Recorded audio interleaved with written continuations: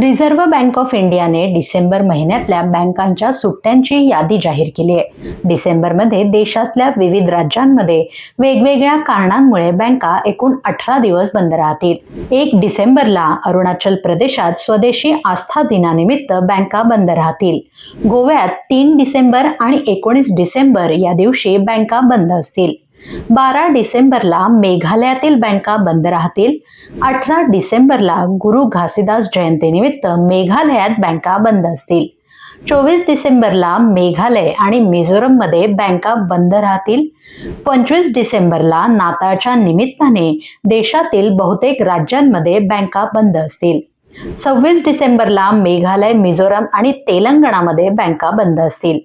27 डिसेंबरला गुरु गोविंद सिंह जयंतीनिमित्त हरियाणा, पंजाब आणि हिमाचल प्रदेशात बँका बंद राहतील. 30 डिसेंबरला सिक्कीममध्ये बँका बंद असतील, तर 31 डिसेंबर या दिवशी मिझोरम आणि मणिपूरमध्ये बँका बंद असतील.